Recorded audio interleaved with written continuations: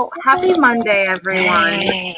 And this, I love a good book birthday. And we're like a little bit before the book birthday, which makes it kind of extra special because we're like the hype launch party for Jenn Lyons, The House of Always, book 4 in the A Chorus of Dragons series, which is very, very well loved and known at our store. Yes! Yay! And our lovely Van White, who just gave us that great display, is Ryka Aoki, and she is going to be in conversation with Jenn. Now, just to give you guys a little brief intro on these writers, Jenn was a graphic artist and illustrator for 20 years before working as a video game producer on projects ranging from indie projects and slot machine games to AAA titles for EA in 2020. She was nominated for the Astounding Award for Best New Writer, very well deserved. Her 5-book Chorus of Dragon fantasy series began with The Ruin of Kings, which is when our readers and our booksellers fell in love with it, and continue with The Name of All Things and the recently released The Memory of Souls. And Ryka's first novel, I don't want to say this wrong, so you'll have to help me. MELE A HILO? MELE A HILO. Thank you. Was published by Topside Press in 2014. She is a 2-time Lambda Literary Award finalist for her collections Seasonal Velocities and Why Dust Shall Never Settle Upon the Soul. I want to not say your name right, and I keep making myself. I'm like, Ryka. Ryka's word says appear. I'm sorry, everyone. It's Ryka. It's not Ryka. It's Ryka. It's Ryka. So for anyone wondering, it is Ryka. Has appeared on, been recognized in publications including Vogue, Elle, Bustle, Autostraddle, PopSugar, and Buzzfeed, as well as the Smithsonian Asian Pacific American Center. And she also has a new book coming out later this year called Light from Uncommon Stars, which you will get to hear a little bit about during this event too. And without further ado, everyone, you know the comment section is to the right-hand side. I see all the love. Hello, Matthew and Mike. Thank you for starting us off with smiley faces and waves. If you have any questions, everyone, I would strongly suggest you hit that Ask a Question button. The best part of events is getting to interact with the authors. And we have 2 freaking amazing authors with us, so I know you've got questions. And then also, you may be wondering, how can I support these amazing authors? And indeed, I am so happy you have asked for. If you look down below, you will see a buy signed book button. And you can get not just a book, nay, but a signed and even personalized copy of The House of Always. And on that amazing note, you can also order any other books from our authors, pre-order books, but I'm going to go ahead and pass it off to Ryka, and I will see you all at the end of the event. Bye! Bye. Hey, how are you, Jenn? Thank you so much for having me part of the event. Well, like I said this off camera. I'm going to say this on camera now. I'm a hugely impatient person about some things. And when I read your book, I loved it so much. I just wanted to be able to talk about it sooner rather than later. So they said, oh my gosh, you can invite somebody else. I'm going to invite Ryka. Oh my gosh. So I finally was reading through your book. So later on, you're going to have to sign these books for me. Okay. Because deal. Yeah, absolutely. I have these and, and I'm looking forward to having them signed. So yeah. So anyway, congratulations on the 4th book. Thank you. The first one just came out. I'm pretty sure. That's what I was looking at. How do you do this? I can't believe we're already on 4. But oh, hey. So look, I have a shirt. I have merch, which I have. I know it's a little bit. A little bit gauche to wear your own Oh gosh, no. shirt, but I had to. I had to do, let's see, the whole thing. There we go. House of Always. Wow. So like when you pull it from your drawer, do you say, release the Kraken?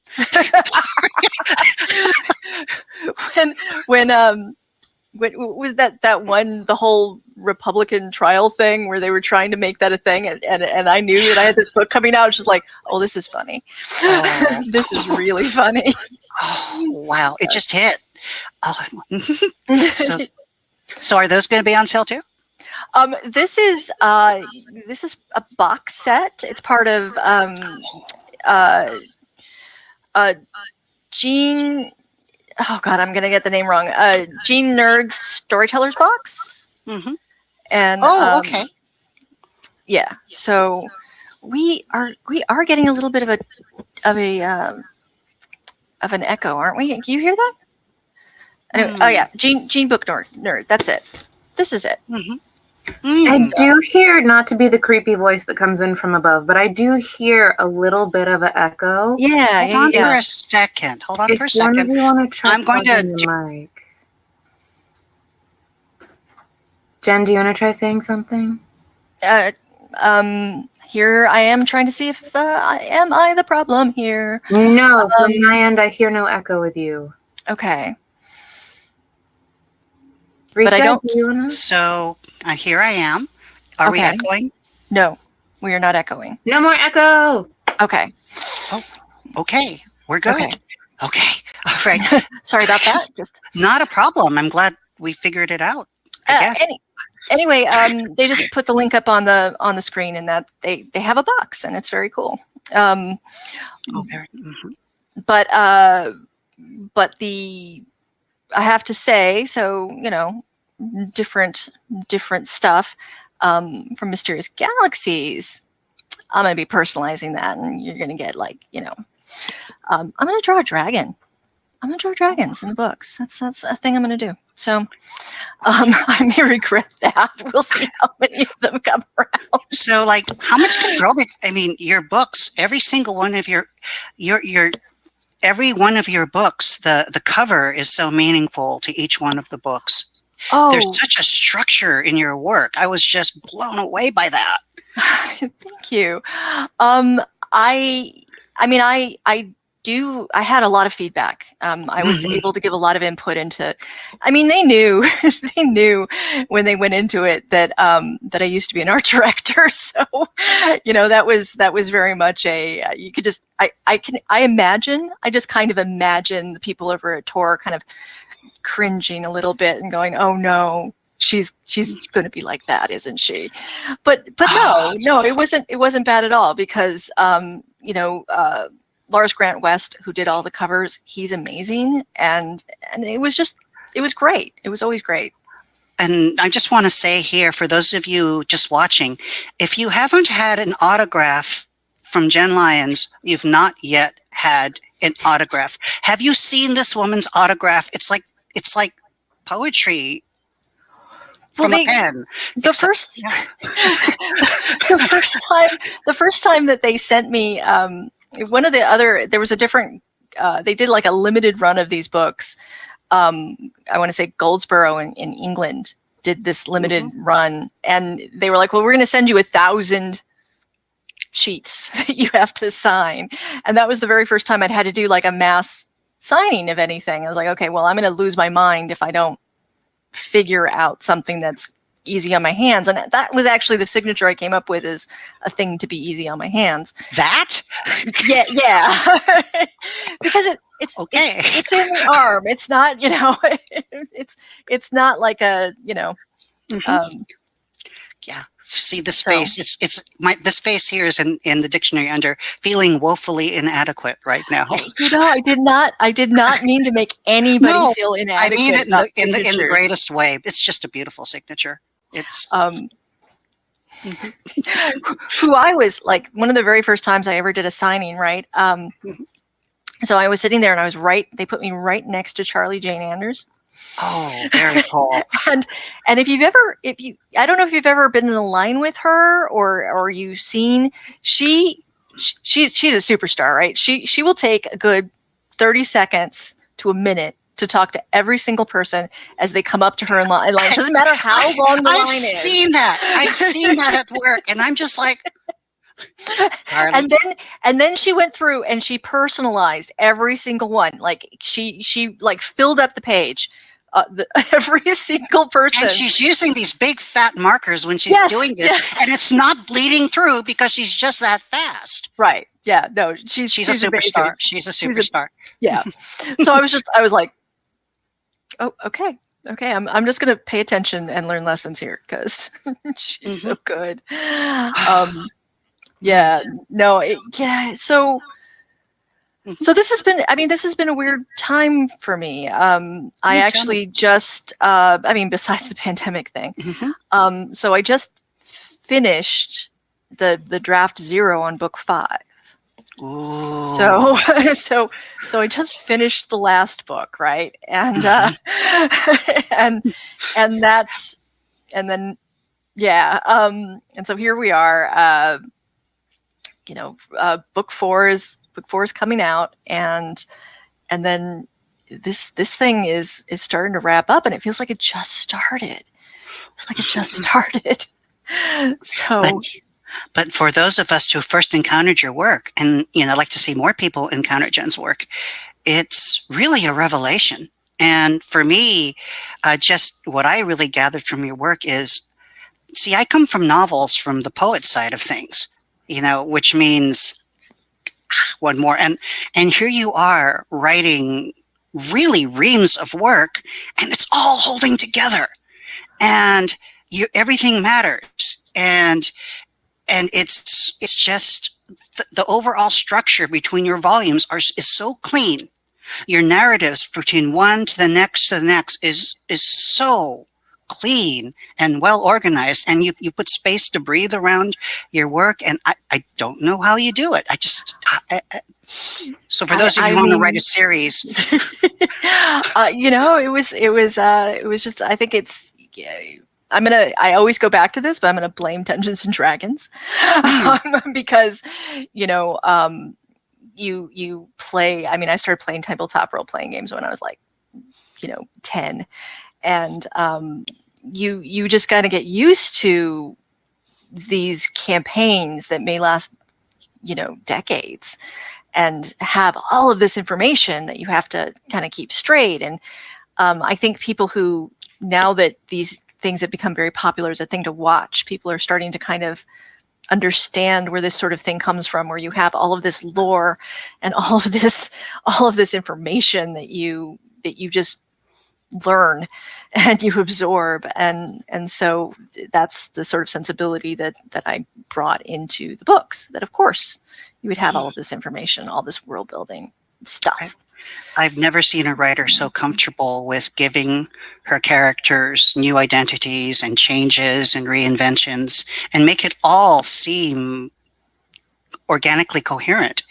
It always makes sense. It's like, I don't know where that happened, but wow, I can't. Well, yeah. I think, like I said, I think it's just, I see a little bit of D&D there, though. Some of that. Yeah. No. It's like some of it's not even very subtle. Do you kind of feel like you're DMing when you're writing a book? Totally. Mm-hmm. Yeah, and sometimes it's even,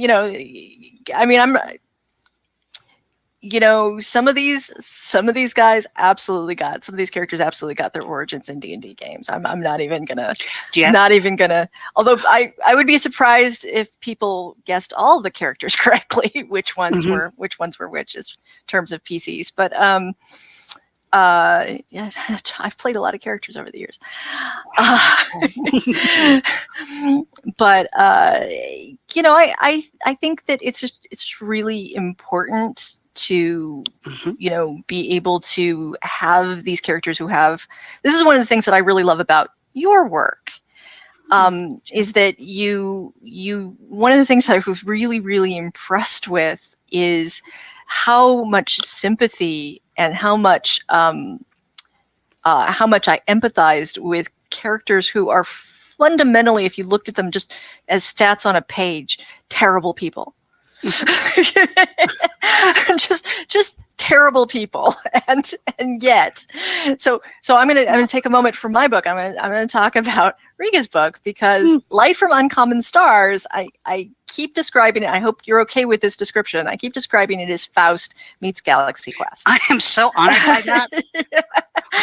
because can I actually use that?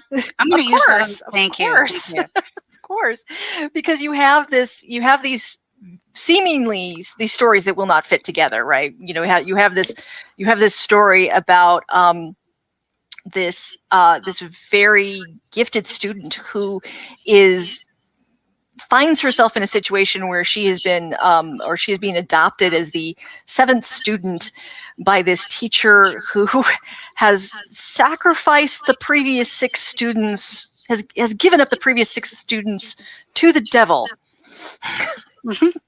Yeah, kicking and screaming and cursing the entire way. and who the teacher herself finds herself in this relationship with this other woman, not realizing that there's a sci-fi thing going on there that she, at least at the beginning, has no idea. And it just was so, besides the fact that, like I said, I really sympathized and liked this teacher, even though I knew that she's damned 6 previous souls to hell. She's gotten 6 previous people to sign over their souls for fame and glory. And yet you made her completely compelling. Fabulous. Fabulous. Because, I mean, here's the thing. As somebody who, I am both an illustrator artist and a writer. I have pursued a lot of different kinds of art, not a little bit of music, but not much music. Pursued a lot of different kinds of art in my life. The idea of what would we do, what wouldn't we do to touch greatness in our work, is something that, this book I felt a little called out. It's like, how dare you? A little rude, because it does such a good job of capturing that yearning. I really, the thing is, when you're not just the thing, when you overlay the fact that you're queer and you've been through a lot and you had to do some things that you're not too proud of to survive. Yeah. And yet there's Galaxy Quest. Yeah. And yet, it's like, okay, I effed up. I have done things that I'm not proud of. I have had things done to me that nobody should ever be proud of. But I still need to laugh. Right. I still need to have sweet things in my life. And yeah, it would be nice one day to fall in love and have that sweet too. So this was really, I'm going to put this all together and damn the torpedoes. Yeah. And I mean, and that was part of what I really loved about it. I mean, you have, I mean, there's a couple of main characters, but you have the main character in the form of this student who, has been through terrible, terrible things. Things that she should not have had to experience, but she also makes the deliberate, almost, I won't say malicious, but the very deliberate choice to say, screw all of that. I am going to, live my best life. It's wonderful. It's very hopeful. Hopeful while still acknowledging that the world is a cruel and terrible place. Well, we can't sugarcoat that now, can we? And you don't. It's really, her characters was actually one of the simpler ones to write because there was very little fiction in it. Right. So, but when we write something like this, we have to, I think what really helped, and then we're going to go back to your books because we have to, but when you write this kind of thing, then we have to switch gears and talk about something that's very overtly space opera and very much this, because we got 2 kids, we have this. And I think for me, one of the challenges, and I think one of the things that I think I feel most proud is I think I was able to pull it off. And if I can now maybe I can do that in my life and live a happy ending myself. We'll figure it out. But we got a ways to go. So yeah, absolutely. So and also, and then I swear I will talk about my books. Yes. I also really, really loved how much Los Angeles is in your book, because I mean, it's been, at this point, it's been almost a decade since I left LA. But there is still a sensibility to LA that if you haven't lived there for a really long time, if you don't love LA, you kind of don't get. You know, you look at it from outside and you go, why would anybody want to live there? What is that? You know, if you think about a city with dysphoria, it's going to be Los Angeles. Yes, it is. It's Los Angeles. Yes, it is. You know, and so I thought it was kind of fitting. And plus, you know, I like the restaurants. I want people to know about them. The restaurants are amazing. The restaurants are amazing. I always like to, people will be like, what's LA like? And I'm like, okay, this is going to be really weird, but do you remember that old Steve Martin movie, LA Story? Mm-hmm. I'll be like, that's LA. He got it.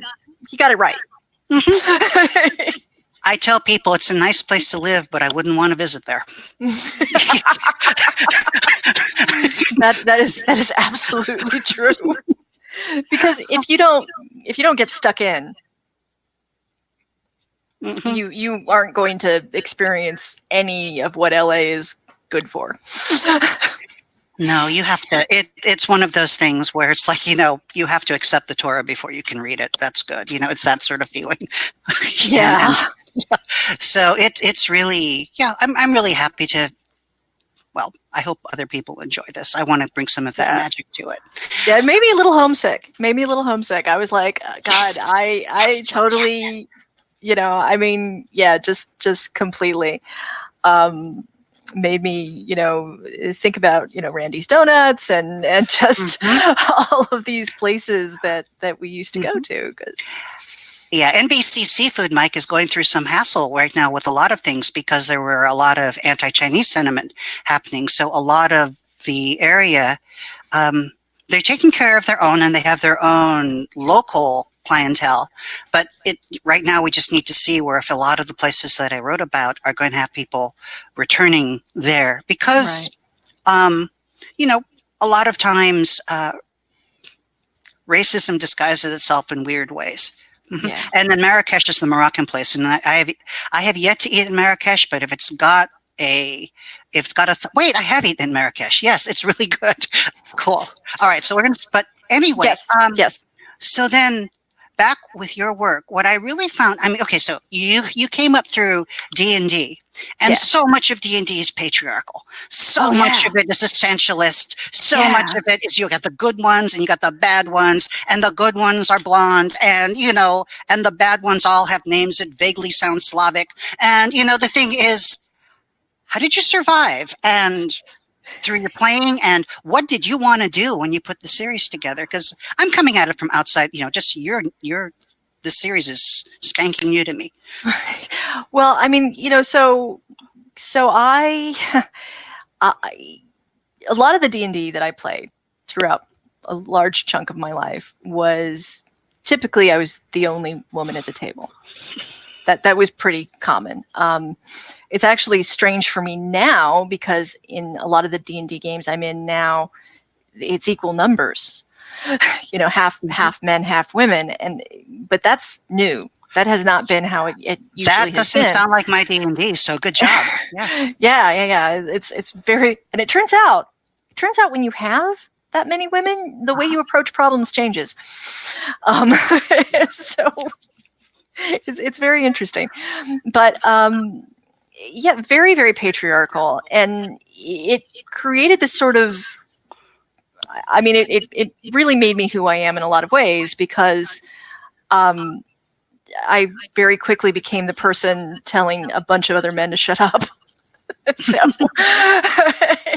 So, you know, it very much kind of, I don't know, exposure shock therapy or something. I just, you know, became much more assertive because of this. But, you know, one of the things that I really wanted to deal with when I sat down to write about this was this idea of so D&D and a lot of fantasy work will introduce things that should change society, but then they don't change society. They want to keep it very medieval Europe, and they don't want to really kind of address the ramifications of some of the things that are going on. Yeah. And the big one in D&D is death's not permanent if you have money.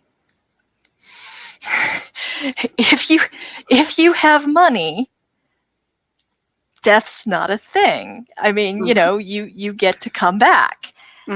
And so I had this idea that I really wanted to kind of address that. I wanted to, talk about who controls the power structures, who controls the power structures. And in most fantasy work, that's who controls the magic. So. Oh, that's what happened. Okay, that now piece falls into place. When Jenn was talking about this idea that problems get solved differently when you have women in a campaign, when you have a woman as the DM, what I found so fascinating about your work is you had many of the same tropes at the beginning, and yet how you went through and how you solved them. Usually what happens with, a character is themselves, and they learn how to be themselves, and damn the rest of the world. The world's going to circle around them because they're the chosen one, and right. There's Gandalf doing his thing. You subvert all of that in a beautiful, beautiful way. There's more than one chosen one. People change. Identity is questioned, and somehow we still get shit done. Yeah. And I mean, that was actually, that's one of the other things I wanted to tackle was, and it's funny because this circles back around. This all kind of started at an ethics class I took at Santa Monica College, which is, but this idea of, and again, this is a thing that you see in a lot of fantasy, less so in D&D, because it's easier when you control everything. But in a lot of fantasy, the idea of prophecy and destiny. And so I wanted to look at how does, if you're in a deterministic universe, if you can't really control what's going to happen, if you are fated to do certain things, then what does morality mean anyway? I'm certainly not the first person to tackle that idea. I'm not even the first person to tackle that idea in fantasy by a wide margin, but I definitely wanted to, address that because it's such a common trope of fantasy. What I really liked about your work is that you gave yourself space to process this. This is your entire series, when I was reading it, there's an external and there's an internal, and this is a very internal story. There's a lot of processing going on, and it's just beautiful to see your mind working through all of these things.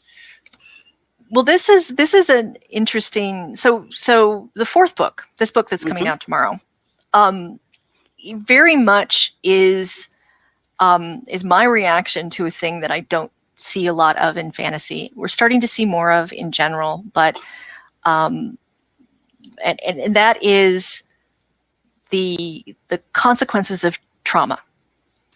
Yeah. The consequences of trauma, the consequences of the psychological cost of the things that people tell themselves that they have to do. And so, at the end of book 3, not to spoiler things because I'm pretty sure you're not there yet, the end of book 3, some really heavy stuff happens. Some very, very traumatic stuff happens. And book 4, you have all of these characters left holding the pieces of this and trying to figure out how they move forward. What really struck me when I realized I was reading trauma, when I was reading about Kieran and Janelle and their reactions to intimacy and the barriers that they have there. And I was getting teary because I was really getting affected by that because you spoke so true. And I guess I have more to look forward to there, but there's something very healing in your work, really healing. Oh, thank you. I think, I know, right? The other two books. Yeah. The first two books were just a walk in the park, Jen. That's right. And I love Dorothy Dunnett. So yeah, of course. I adore Dorothy Dunnett. I was, somebody introduced me to Dorothy Dunnett and was like, you have to read these. And then didn't tell me that there was a bisexual, that the main character was bisexual. So I was not prepared. I had no idea that it went queer. and I was shouting. I was just like, why didn't anyone say anything to me? Why didn't anyone say anything? Wow. Anyway.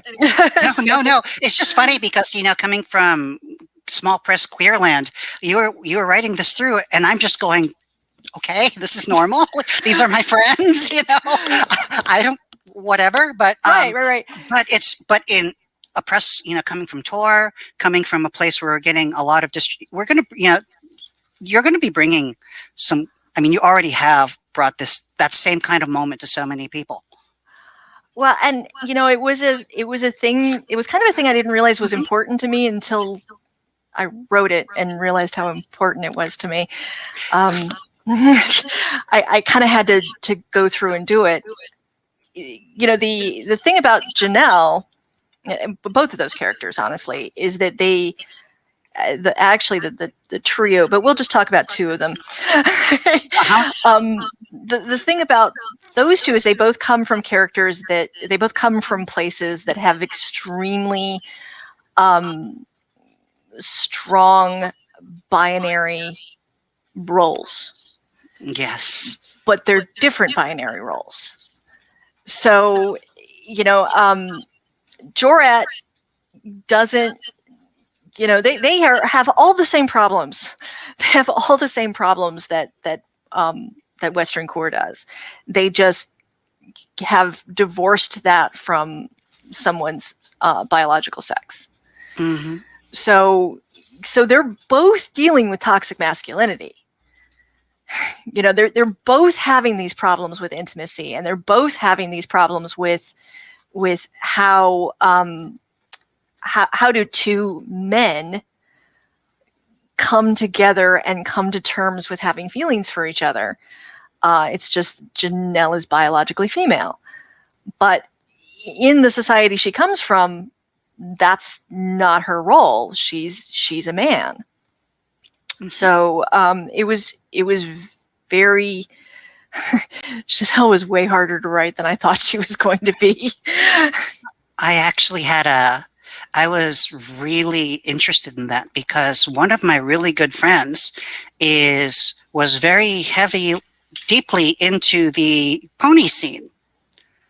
So, so I am echoing a little bit. I'll try to speak more softly, but, and so it's a type of role play where people will play horses, and she being transgender, they insisted that she play a gelding, that she could not play a mare.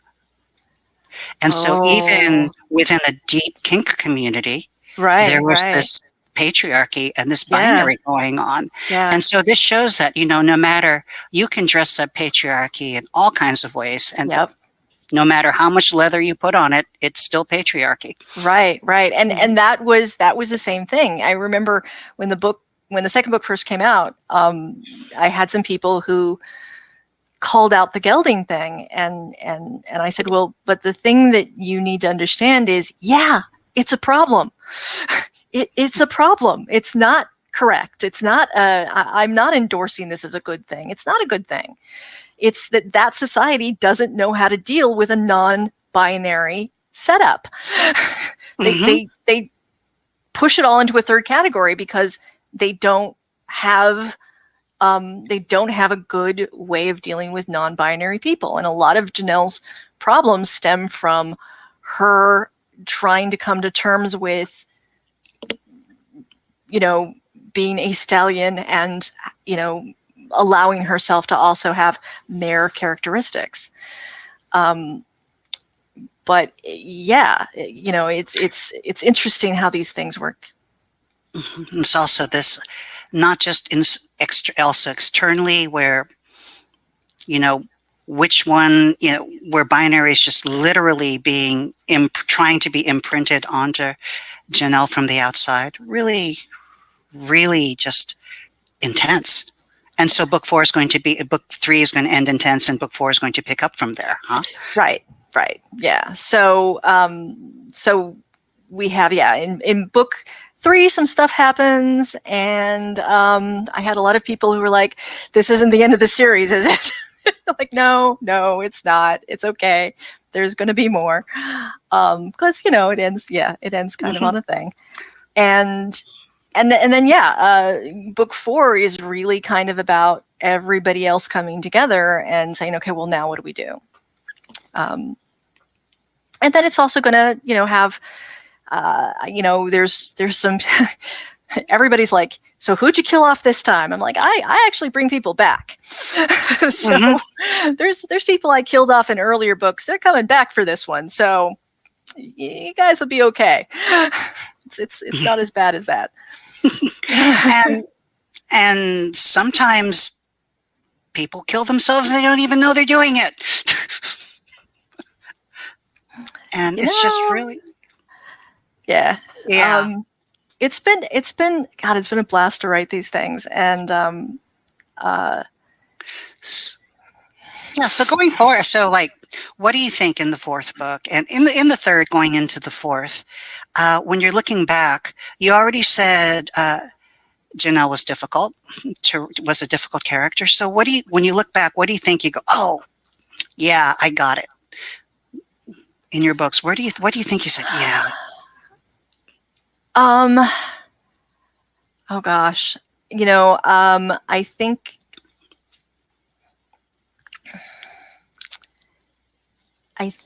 that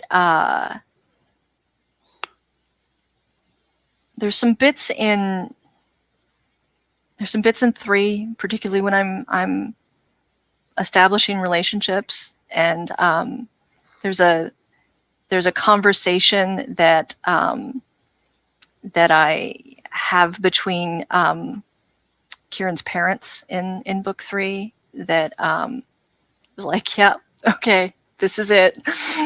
These two, the most dysfunctional relationship in the universe, and here's how they are still in love. And here we go. There's an intro to book 4 that was really one character telling another character that they loved them without ever using those words. And I wrote that, and I wrote it like all in one sitting very, very quickly, and was just like, I know what you're talking about, but I don't want to spoil it for people reading. But that all came out in one sitting, huh? Yeah, that was just like, wow. Okay, I have to get this out. That makes sense. Yeah. There's been a lot of those little moments, right, where I've sat down and really understood how I wanted something to happen.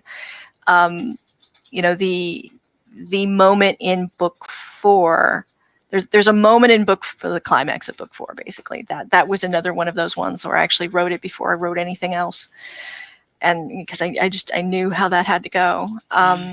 And once that was down, it changed very little. It's like this is what it's got to be. I was actually the same way with mine, where it's like I wrote the end. That's where I want the book to end. And then I just work backwards from there. Yeah, it's when I started this whole process, I would have told you that that's not how I work. As I typically do work off of an outline. Mm-hmm. But the more I have gotten into these books, the more, even in the middle of an outline, I know what I'm writing towards. Mm-hmm. And that ending will suggest itself much earlier in the process before I've written up to it. Do you think that gives your writing process sort of more energy or more direction? Or do you think it allows you to meander since you know where you're going to end up? Well, I mean, for me anyway, I've always liked to have milestones that I can aim towards. Like I outline, but I don't go super granular. I don't, don't like, every single, I know some authors do. I can't. If I do that, then it kind of saps the joy out of, so it's like a halfway point, right? It's not quite being a pantser. It's not quite being a plotter. It's a little in between. I noticed that, your books don't like neatly break into the hero's journey. Yeah, which that was intentional because I didn't want that to be a thing. You have, the fact that you have like more than one chosen character, that's really cool. And, it really does a lot of really cool subversions. Mm-hmm. Yeah, I really, when I sat down, I was like, okay, well, so what are the things that I really, really want to, what do I want to have in these stories? What do I love about fantasy? I love so much about fantasy, and then there's other things about fantasy that really bug me. So, the classism of it, the idea that that royalty is somehow morally more entitled to be heroic, and I mean that goes back. That goes back as long as we have written words. That idea that kings get to be the heroes. Mm-hmm. It doesn't mean I like it. Mm-hmm. So, I mean, you wrote a very evil empire. I did write a very evil empire. You wrote a very evil empire. And yeah, it kind of starts to fall apart. And that was one of the things I wanted to be a question. I wanted to have people thinking, does this deserve to be saved? Would it be such a bad thing if it fell apart? And it took me 3/4 through the first book to realize that you were doing that. And I was because I was just going through some tropes, go, wait a minute, there's something else happening here. Right. And then suddenly it's like, now we're off to the races, because what the tropes are so strong. They're so unquestioned, often. And yeah, we don't question these tropes. We just accept them. They've been in fantasy. They've been a backbone for fantasy for so long. There's a bit in book 3 where because these books are heavily unreliable, there's a lot of unreliable narration, which I think, I should probably answer some of these questions. Yeah, Bethany, there's other ones coming up too, so let's just look at some. But, so the books, I made the decision not early on. I wrote the first book and I realized it was kind of missing something. I'd written it front to back, all in one piece, and it wasn't really working. And I realized at some point, I don't remember what exactly the spark was, but I realized that it was a story that needed to be told diegetically, that the story itself needed to exist within the world. And at that point, I realized that it would need a narrator, and that narrator would themselves need to be part of the story, because we like to think of the people who pull history books as being somehow disconnected from what they do, when in fact, that's true. That's not how that works. Yes. These books are often written, histories are often written, particularly, in antiquity, they were written to defend a position. They were written to justify actions. And so that became part of the world building for this, is this idea that the narrator is trying to defend something, and so that makes it unreliable, makes it super unreliable. And then in book 3, you find out that part of this unreliability, that there was a fundamental assumption that got made, and whoops,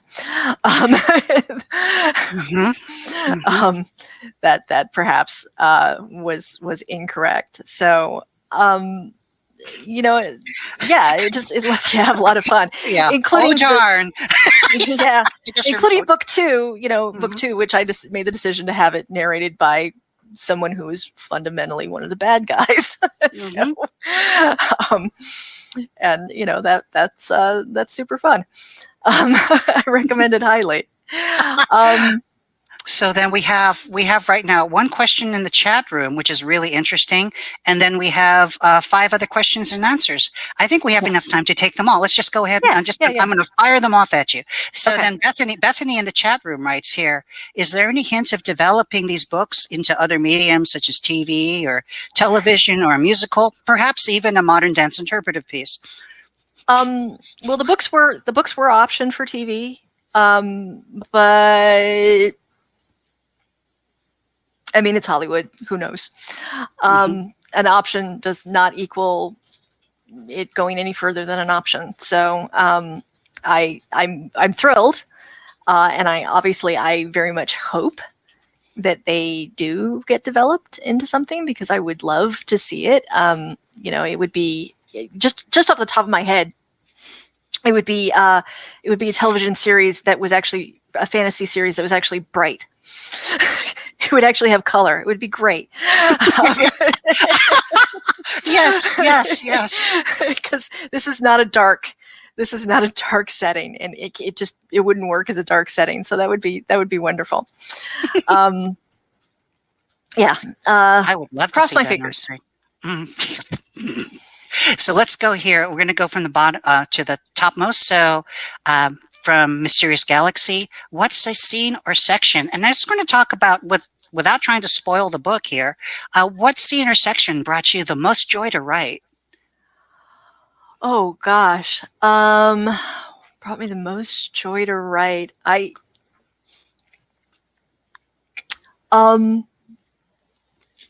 Probably the cone scenes. There we go. I can say that without spoiling anything. Yeah, because we have another question. Let's just go there. Is Cone having a good day? Yes and no. I mean, yes. I think ultimately he has a very good day. He is going to go through some things to get there. There you go, all you Cone fans, and I see one of them out there. Excellent. Yay! Yeah.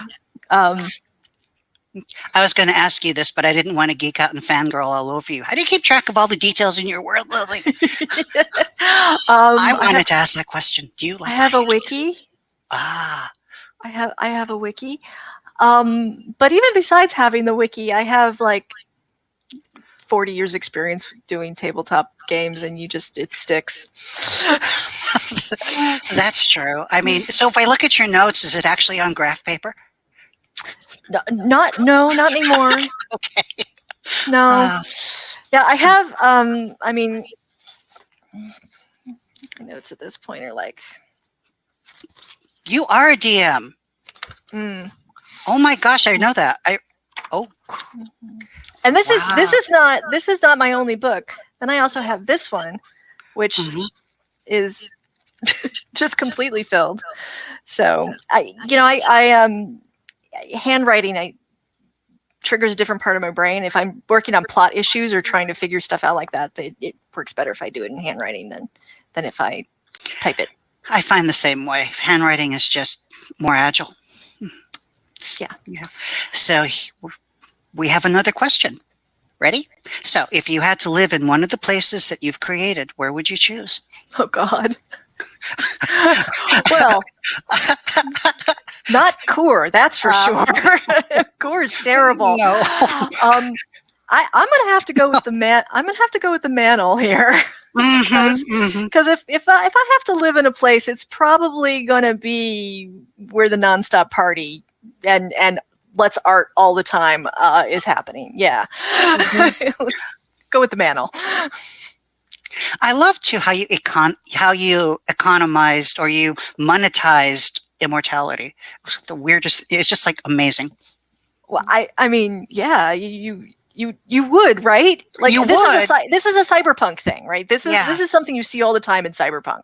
That of course longevity is monetized, and that you don't see it in fantasy as much is honestly a little weird. Yeah. I found that really, really refreshing. It just so okay. I'm going to shut up and just Matthew's got a question here.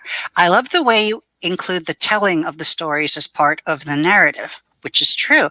What made you include that, and what were the challenges of that structure? Plus, you do all the footnotes and you do all of that. So yeah, very good. I would say that. Well, I mean, I kind of explained a little bit of that earlier, but I would say that one of the biggest things that has been challenging and continues to be challenging with the footnotes is not spoilering too much, because it's really, really easy for for the narrator to give away too much. Since theoretically they're writing this at the end of the whole thing, so they could call out, oh, hey, this is a thing here. You should know. Don't worry, so and so's fine. He's going to be coming back in chapter such and such, and I can't do that. So that has been a that's been a little bit of a yeah. Don't he does not die here. Yeah, exactly. Yeah. So, yeah. That's probably been the biggest hard part about doing that. In book 5 actually is going to have 2 narrators, because my 2 narrators are going to kind of team up and do book 5 together. So that's going to have dueling footnotes where they actually argue in the footnotes. Oh gosh. So is 5 going to be 5, or do you think you can have No. 5 is 5. Yeah, no. I have typed out the end, and 5 is 5. It's a big world, and so it wouldn't be difficult at all to have more books, because there's more story there. But the quintessential, the foundational plot of this series, right, is this relationship between Kieran and Relosvar. Mm-hmm. It's a Cain and Abel story. At its heart, it is a Cain and Abel story. It is the relationship between these two, everything that has come about because of this relationship, and what now has to be done to fix what was broken.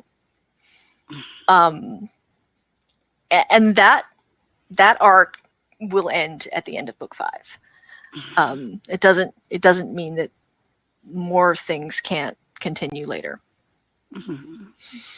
So I'm looking, and with your books, one thing that I really have, it's making me, coming from poetry and coming from LGBT poetry, I realize that the fan base here is a little bit different than, and we have great readers all over the place, but there's a very active fan base associated with the science fiction fantasy community. How has that been for you? And then with this book coming forward, is there anything that you wanted to talk to the people, really just your avowed fans, and you've got a lot of them? That's such a weird idea. What? But you do, and much deserved, but you do. I think I do want to reassure people that two things. One is that I think book 4 is very hopeful.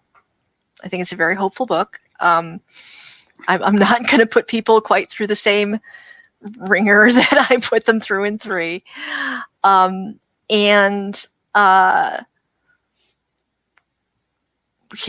map has changed. Sorry, I just saw something there. Have people actually done a Chorus of Dragons LARP? I guess they must have already. There must be plenty.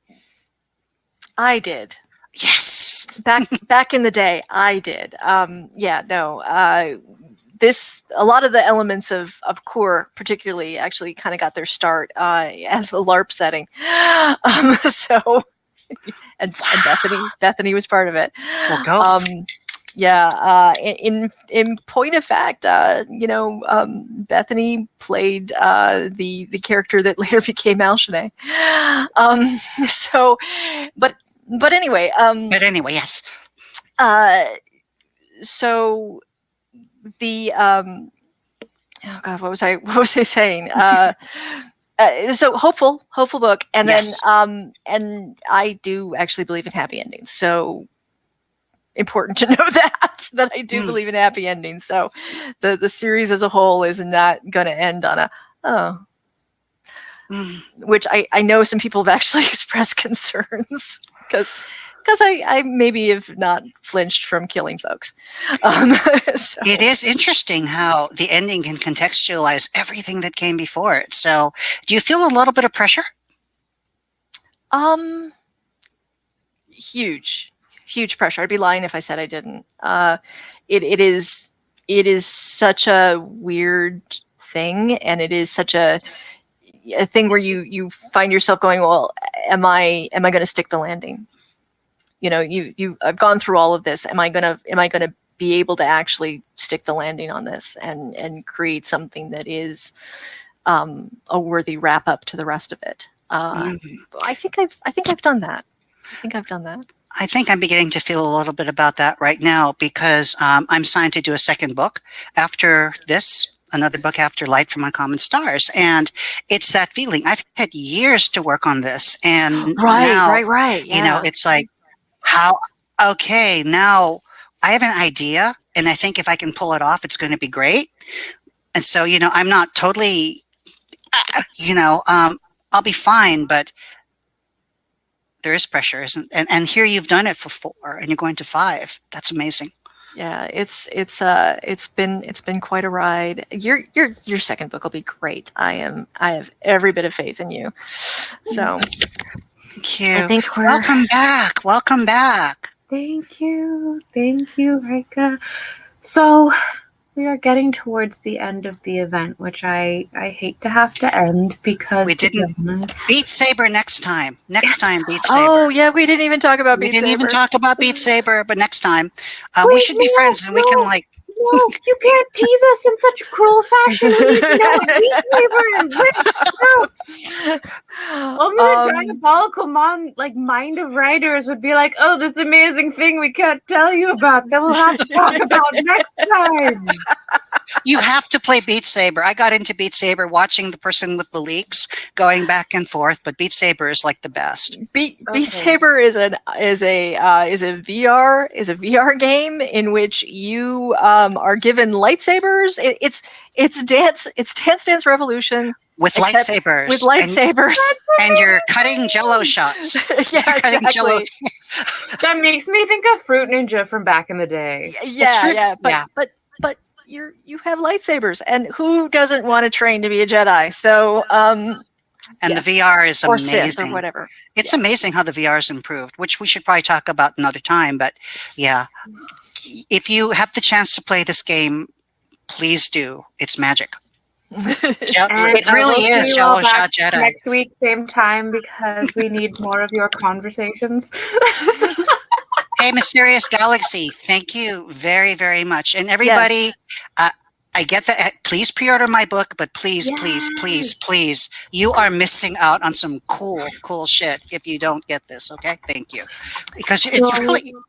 I'm so happy with these books. I'm just so happy. Thank you. I really appreciate that. Oh, I appreciate them. Thank you. Mm-hmm. Well, Ryka said it better than I could have. Go out and buy The House of Always, which is going to be officially out on shelves tomorrow. We love this series so much at the store. If you've ever talked to Gary, Kylie, the list of booksellers who have read and love this just keeps growing. It is the only author I have ever actually seen a 3-board presentation of characters done for by our booksellers. So that tells you guys something. They did a murder board. They did a murder board. Yep. I'm not surprised, but yep. It was the best thing I've ever seen, I'll be honest. It was amazing. But that just goes to show how amazing these books are, Jen. So thank you for celebrating them with us. And Ryka, thank you so much for being such a phenomenal moderator as well as author yourself. Light from It's the Uncommon easiest thing to Stars. talk about such good work. So thank you again for having me. And everybody, thank you so much for listening. Yay! Good. Thank you. So I'm everyone going to- go out, buy the books, pre-orders, and we will see you next time. Thank you so much, Jen, and a very almost happy birthday!